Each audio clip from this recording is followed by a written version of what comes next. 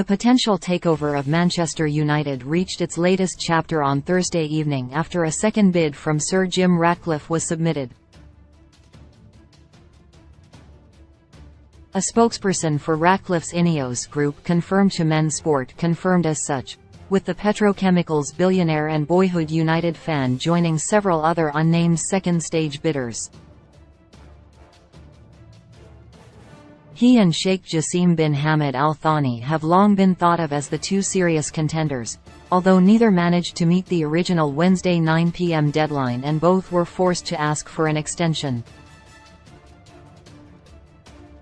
That extra time was granted by the Rain Group, the merchant bank overseeing the sale on behalf of the Glazers, allowing both frontrunners to finalize their revised offers. Sheikh Jassim's proposal is expected to follow in the coming days, but confirmation of Ratcliffe's offer, he plans to take the 69% shareholding owned currently by the Glazers, reportedly values United at around £5 billion. Developments regarding the takeover are set to dominate the news cycle for the foreseeable, with opinions split on who would be the best fit and what they will need to bring to the club. Several former Reds players have already had their say in the prospective takeover, which you can see below. People don't like the Glazers being involved. I'd say that's an understatement. Just tell us when it's all happening. It's on and off. Is it happening? What bids? It doesn't really concern anybody. Just tell us who's taking over and when. It's all too much a fiasco with the on and off stuff. No, it wouldn't affect players. It wouldn't even come into anyone's ideas to talk about who's going to be in charge and take over. That's way above what any player needs to worry about. Firstly, I think the Glazers have done a fantastic job. They've been at the club for, well, they signed me in 2004, so they've been at the club for 20 years now, and I think they've always allowed managers to bring the players in they want. I think it's clear the fans want change, and obviously it looks like the Glazers are open for that change to come with putting the club up for sale and receiving the bids they have received. So hopefully they get the right people in. And it's people who are going to try to move the club forward.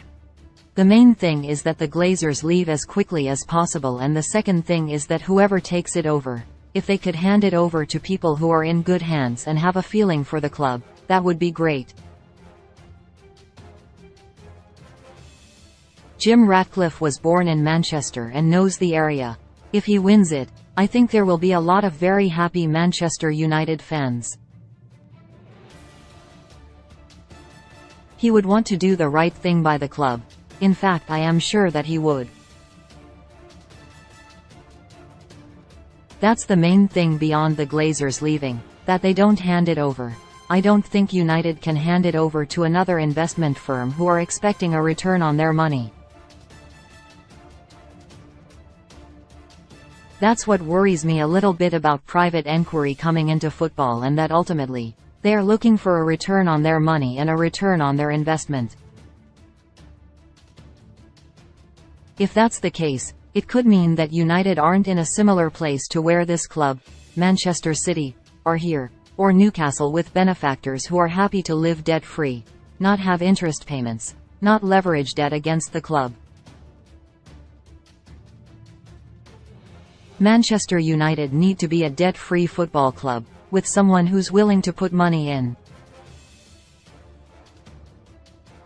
That's good news for United fans. Again, the last few years they've wanted the owners out. There's been no relationship. They're business people, so it's good news for the fans.